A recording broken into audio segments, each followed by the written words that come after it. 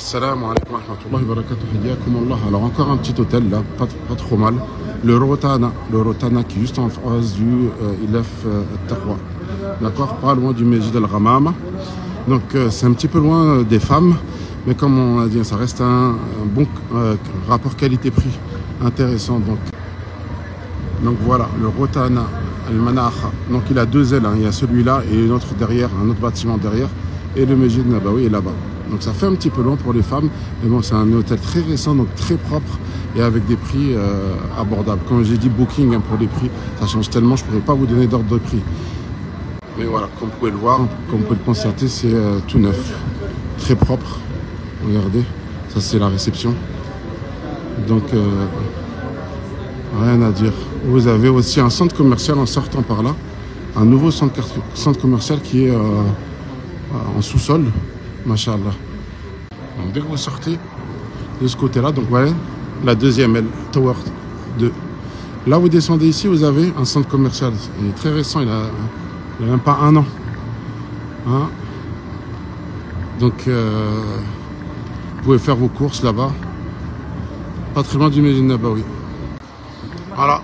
Donc là la tour numéro 2 et là la tour numéro 1 du Manaha. Là, vous avez le Millennium, hein, le Madina Millennium. Et là, vous avez la mosquée Omar ibn Khattab. Bon, voilà, ça, c'est la mosquée Omar ibn Khattab, donc qui est entre les deux. Bon, il n'y a aucun bénéfice, aucun avantage à prier. Enfin, je ne sais même pas si elle est ouverte, cette prière. Hein. Donc, voilà, c'est une mosquée comme une autre. Mais elle est là. Donc voilà, je veux dire par là, il n'y a aucune récompense spécifique après dans cette mosquée ou aller chercher une bénédiction, quoi que ce soit. Hein. Tout est dans le Mesjid Nabawi. Comme vous savez, la prière dans le Mesjid Nabawi est multipliée par 1000. Et donc voilà, tout le reste, voilà, il n'y a aucun fondement sur lequel on peut baser, voilà, une adoration sur lequel on peut se baser pour dire que l'adoration dans cet endroit-là serait meilleure que dans un autre mesjid, dans un autre endroit. C'est un mesjid comme un autre. Pourquoi est-ce qu'elle a été appelée comme ça? Il doit y avoir une histoire, mais je ne pourrais pas vous dire. Dès le moment où il n'y a aucune recommandation religieuse, donc dès le moment où il n'y a aucune recommandation, aucune préférence, enfin voilà, quelque chose de différent, de bénéfique après dans cette mosquée-là, voilà, je conseille vraiment de se concentrer sur donc tout ce qui nous a été rapporté du prophète sallallahu alayhi wa sallam et qui est donc je vous disais donc se concentrer vraiment sur ce qui nous a été rapporté du prophète sallallahu alayhi wa sallam et ce qui nous est recommandé ici quand on vient à Médine, et les récompenses qui sont vraiment concrètes, celles qui sont dans le Mesjid Nabawi, donc la multiplication des prières par 1000. Donc voilà, c'est vraiment important de se concentrer sur l'essentiel. Voilà, donc on rentre dans l'hôtel. Voilà, des petites salles d'attente. Salam alaikum.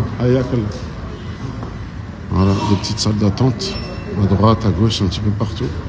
Donc c'est très propre, masha'Allah. Là aussi. Alors là, on sort du Rotana. Je vais essayer de vous montrer un petit peu la distance qu'il y a entre le Rotana et le Mesjid Nabawi. Comme ça vous donnera une petite idée. Hein. Et la distance à parcourir à chaque fois pour aller prier du côté des femmes. Surtout, c'est important parce que les femmes, c'est derrière, c'est côté nord. Donc c'est important de prendre en considération ce genre de distance, surtout quand vous êtes donc avec des femmes, mais aussi avec des personnes âgées. 5 fois par jour, ça fait beaucoup. Donc la distance, le temps, la fatigue. Donc voilà, c'est pour ça que vraiment, ce que je conseille, c'est le côté nord du Mesjid Nabawi, vers le Sofitel, vers le Hilton, donc là, on est en train de passer par ce qu'on appelle, ce qui s'appelait à l'époque du prophète, Sallayat al-Ayad, parce que vous avez plusieurs petits mesjids là maintenant. Donc on passe par cet endroit-là, Sallayat al-Ayad, et on va arriver sur la porte 310, 309. Donc c'est où est-ce qu'elle Zemzem aussi. Donc vous voyez, hein, déjà là, voilà, ça fait déjà quelques minutes que je marche, 3-4 minutes, hein, c'est pas grand-chose, mais on n'est pas encore arrivé à l'esplanade. À savoir que de l'autre côté, les hôtels en général sont vraiment à côté de l'esplanade. Vous n'avez pas grand chose à marcher, 1, 2, 3 minutes. voilà, vous avez une petite place ici avec des petits commerces. Masjid al-Ghamama.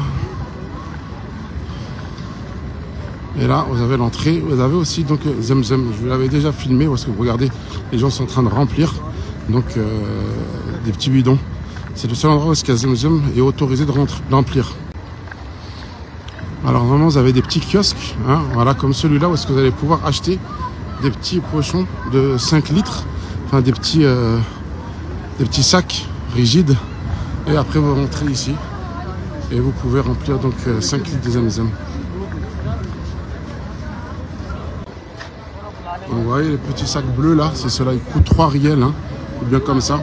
Ça coûte 3 riels et voilà, vous pouvez remplir. Donc c'est le seul endroit où vous avez les Zemzem ici. Vous en avez aussi à l'intérieur, mais bon, c'est interdit de boire plus que des verres. Puis si on veut en avoir pour tout le monde.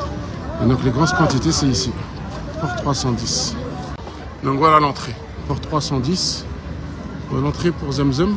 Et là, vous avez les horaires là-bas. 9h du matin, 9h à 1h, etc.